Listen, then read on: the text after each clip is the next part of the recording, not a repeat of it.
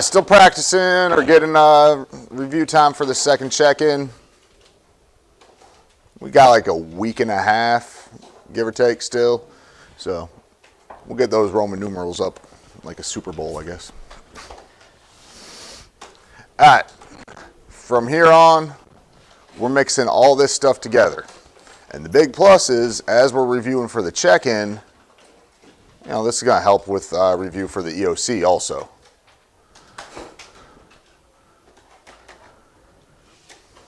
So today I found the questions that are on that practice EOC that the state has for like these, however many standards, I think 6 standards. So go ahead and give this one a try.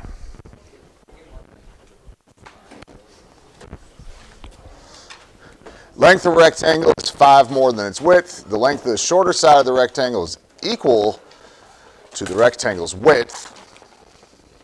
The length of the longer leg of the triangle is twice the length of the rectangle. What function represents the combined area of the rectangle and triangle? I would say basically you got to go ahead and get the area of each of them first.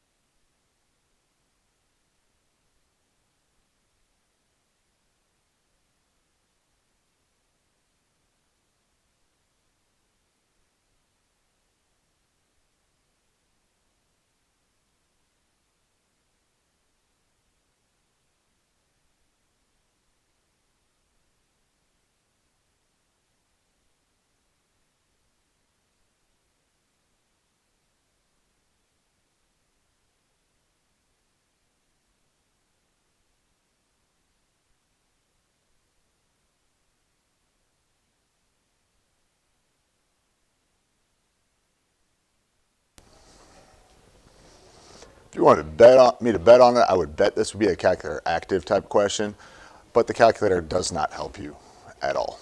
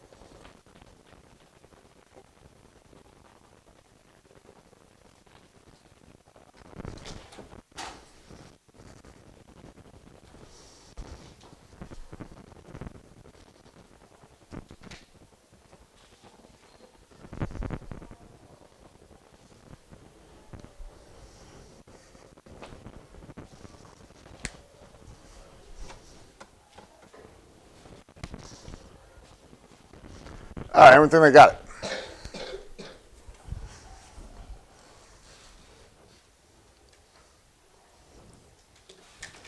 Brian?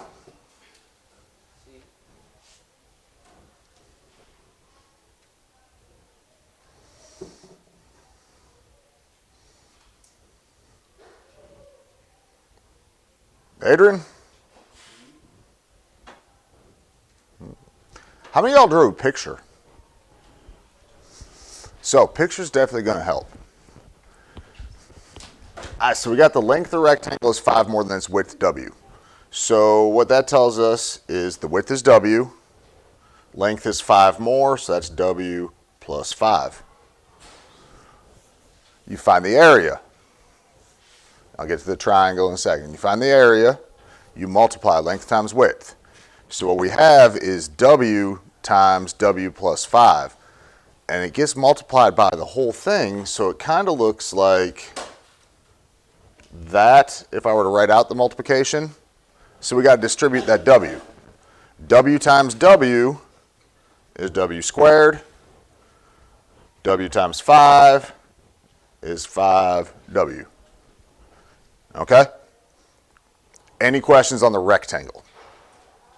All right, so now we get the triangle. For the triangle, the shorter side or the shorter leg of the triangle is equal to the rectangle's width. My picture, I don't know if either of them are shorter. It doesn't matter which one's which. It's talking about legs, so those are the ones that make the 90-degree angle. So that's W. The length of the longer side of the triangle is twice the length of the rectangle. So what that would be is twice that W plus 5. So I'm going to put 2 and then the W plus 5 in parentheses. All right, everybody okay there? How do you find the area of a triangle then? Base times height divided by 2. So we got W times 2 times W plus 5.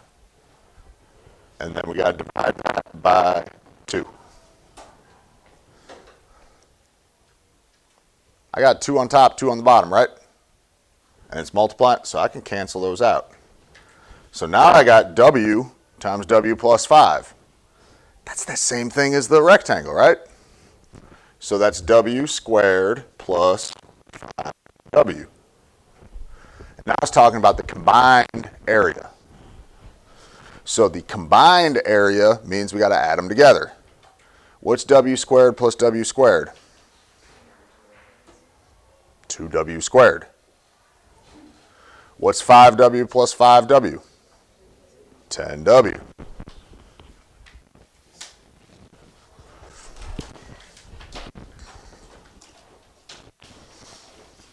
All right, now that you saw that.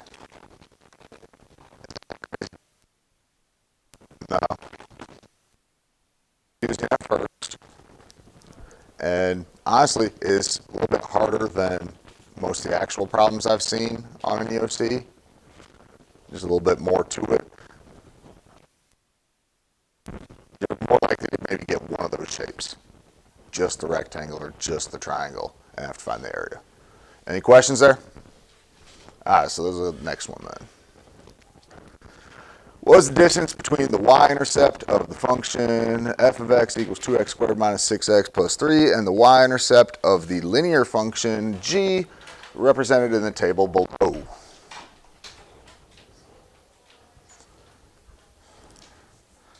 This one's probably a little easier.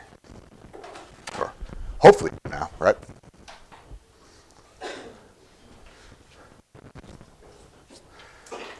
The big thing is to read carefully when it's talking about the functions. The f of x is a quadratic function. The table, it says, is a linear function.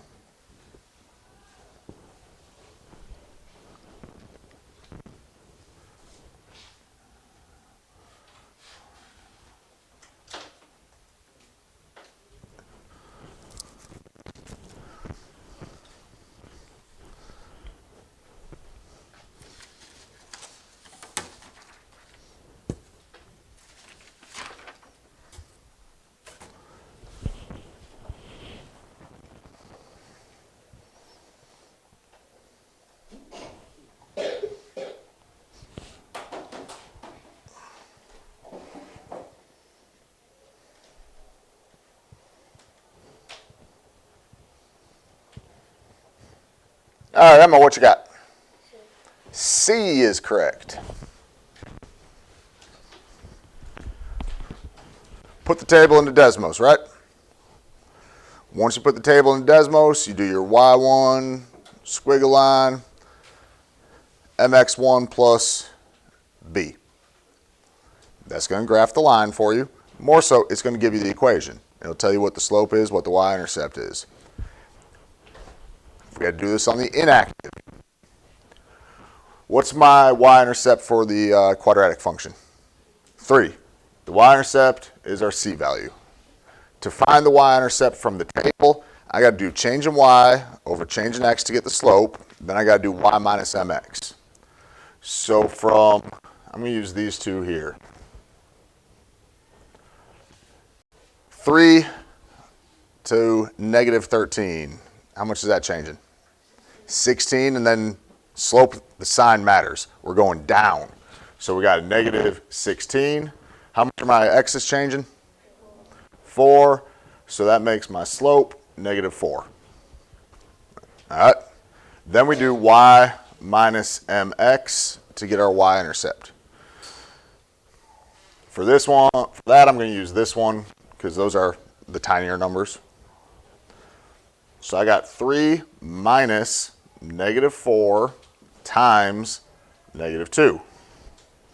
Negative times a negative makes a positive. So we got 3 minus 8, and then you got to just kind of keep track of your sign there or be careful with that. So we got negative 5. And we're finding the distance between the two y-intercepts. So from negative 5 to positive 3, like Emma said, that is 8 units. All right, everybody follow how to do that without the calculator? That is the type of problem I could see on either part of your test. You should be able to get the slope and the y-intercept on a linear function from a table. So they could easily ask it that way. All right, this one's a little different. This is also like literally a 6th grade math problem. So Abby got those 4 scores on her first 4 history quizzes. We need to figure out what score she needs on her 5th quiz to get an average of exactly 91.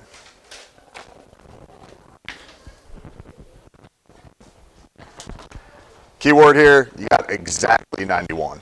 So 91 point something isn't going to work.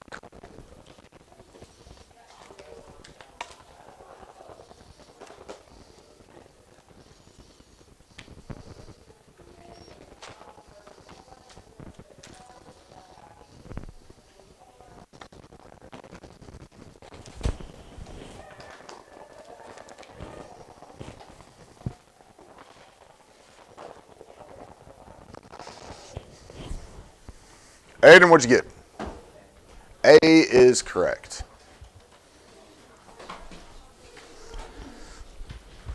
All right, this is multiple choice. So basically you got 2 real options here. Option 1, you do 87 plus 93 plus 96 plus 89 plus an answer choice. So you fill in the blank on the answer choice. After you do all that adding, so you divide by 5. So you could plug in 90. That would give you 91. You wouldn't have to keep going since A is the right answer. If A wasn't the right answer, just kind of keep going and plug in different values for that 5th quiz. That would get you the answer. How many of y'all were trying to do it that way? About half?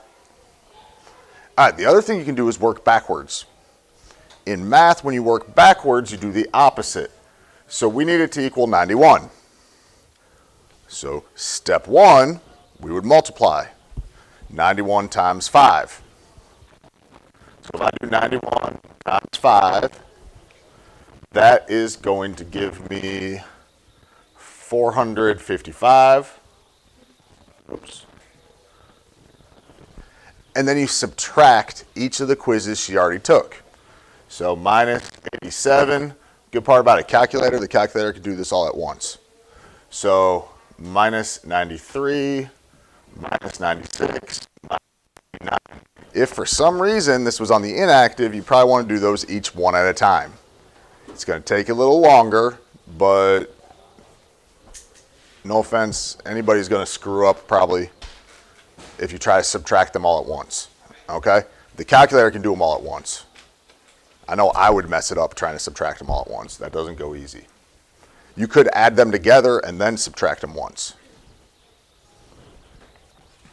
And that'll give you the 90. Any questions on that?